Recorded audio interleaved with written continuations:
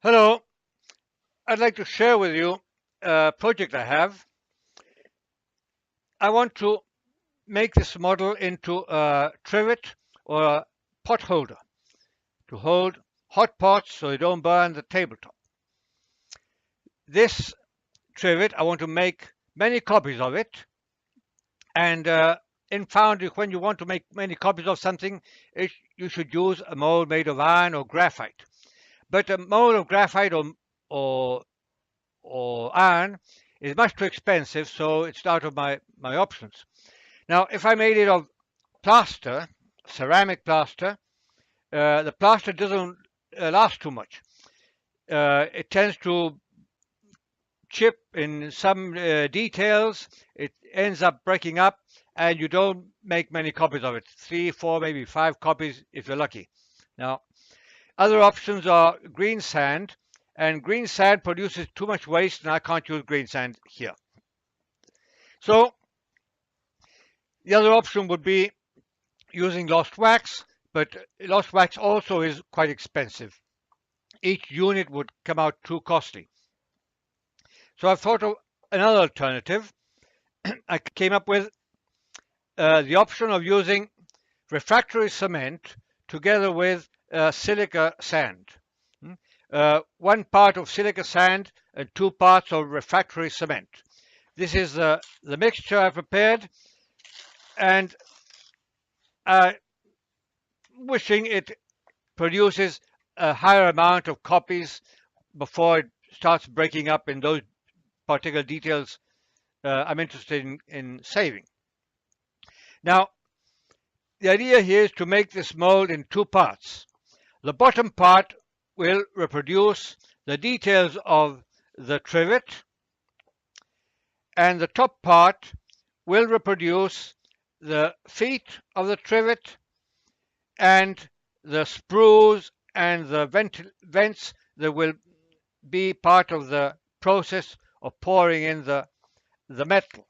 Both these parts, the top part and the bottom part, will be held together with these bolts, which will also help to align both parts so they're perfectly aligned, the top and the bottom part of my trivet.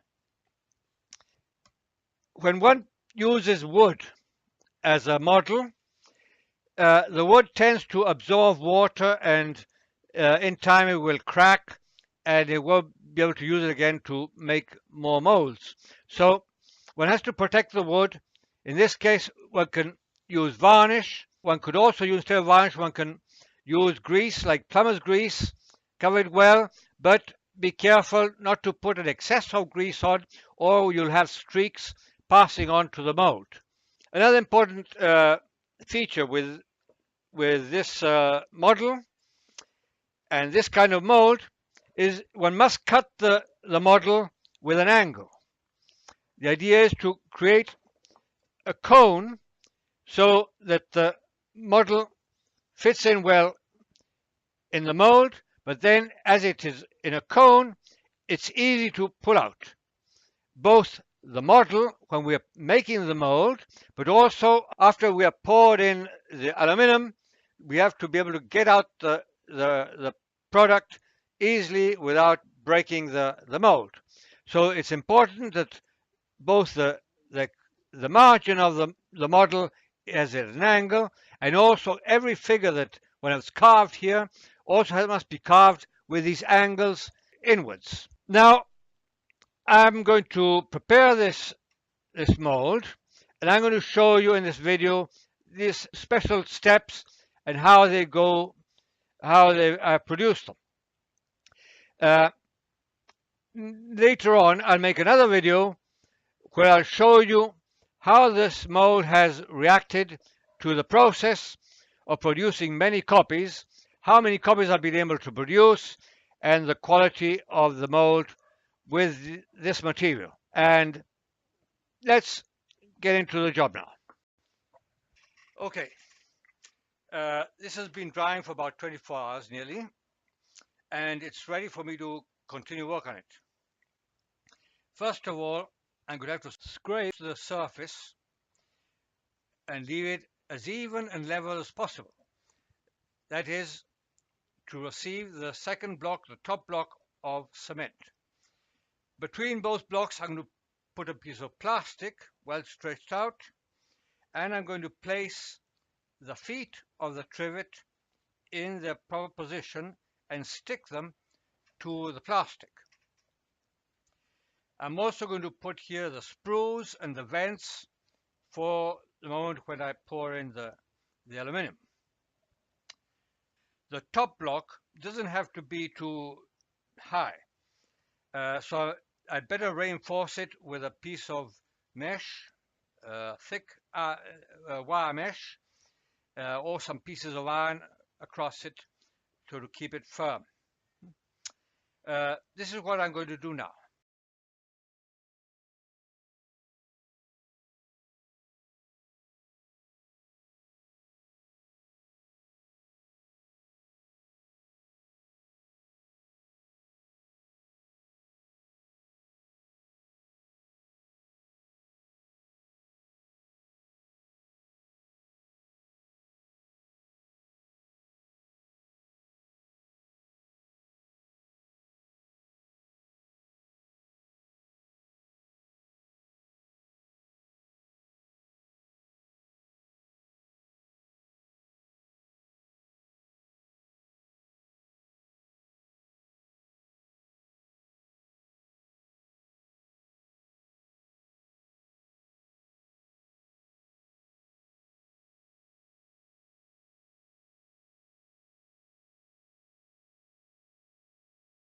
Okay, here we're nearly ready.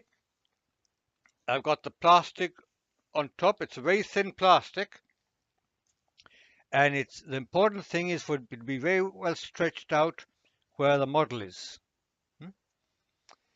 Now I'm going to stick on top of the plastic these little bits of metal, and these will be the feet of the trivet. And once I've poured in all the aluminum, these will be made of aluminum, but I'm going to cover them with this bit of rubber, has a hole in it and fits perfectly well there, so it doesn't scratch the table or anything like that.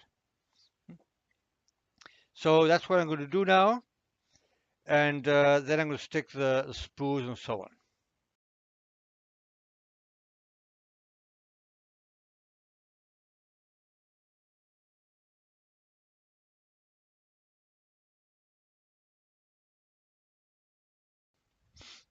Okay, now it's ready. We have all the sprues and the vents installed. Here we have them on top of the feet, and that is because the feet are at the highest level where aluminum should arrive. If I don't put the vents there and I put them over here, the aluminum might not climb there and will get stuck there because there's no room for the aluminum to move into. It'll create pressure there and there won't be no feet. So that's the ideal place to put vents. I could put more vents in other parts, but I hope it's not necessary, and as all the rest is at the same level, I hope the aluminum pours into every single part there. So now all I have to do is bring the top box and fill it in with cement, with a mixture. But first I'm going to wait for it to dry a bit so it doesn't they don't fall off while I'm pouring in the cement. That's what I'm going to do now. Okay, now we're ready. I got every little bits and pieces in the mold ready to pour in the cement, the mixture. These I'll bring this over so you can see in detail. I've stuck onto the plastic. It isn't very solid, but should be enough to avoid it from moving about. These are stuck on top of the feet. I've had to put some a metal aluminum connector here because the bolt isn't long enough. It should be long enough once I take it out of the mold.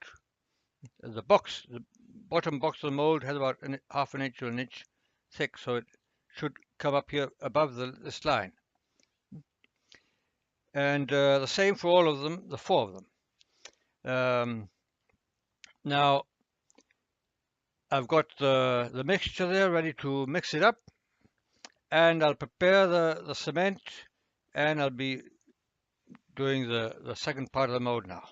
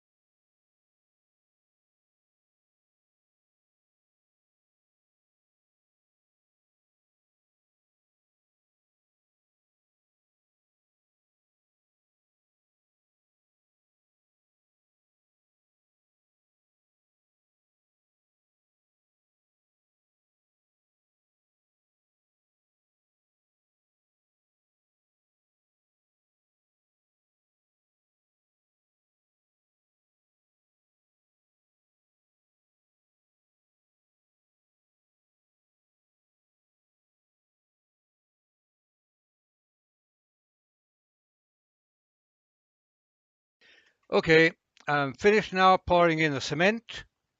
Now we have to wait for about a week or so it'll dry up well. When that happens, we'll have to take out the sprues, the vents, these bolts, and then take off the mold and get the bolts through to the other side and put nuts on them.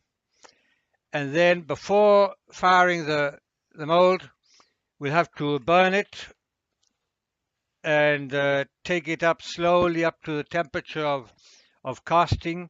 I'll try taking it up to melting point of copper bronze, so eventually I can use that material. So this is all for this video.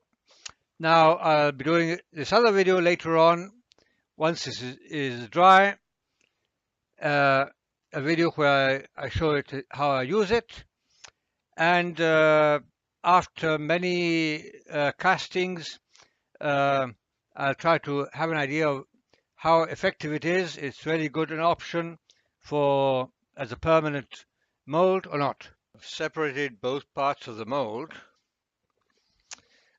Apparently the model is stuck very hard there to the cement, and it's going to be quite difficult to get it out.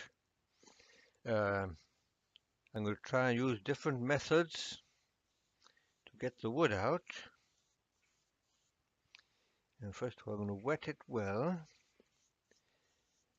and one option is tapping the wood very softly with enormous amount of patience, trying to get the wood to push the cement to the side and downwards so it separates from the surface of the wood. If I have enough patience, this should be possible. Now that I think of it, it would have been preferable if I would have made this model of wax, and then it would be very easy to get off. In wood, it seems to be a much more difficult task if one wants to get it intact without breaking off any bit of cement. Finally, I was able to get the model out. but it was not easy. In fact, I had to destroy the mold to be able to get it out. I tried with all the possible means I could, but it was simply impossible. I had done this before with another model, a more simpler one, and it was very easy.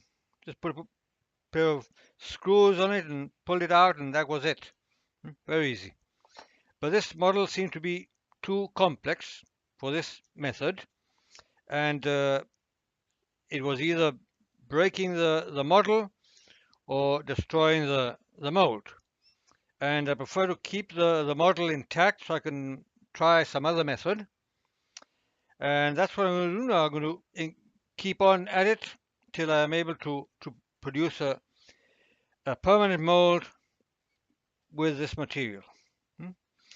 I'm going to make a wax model using this wooden model.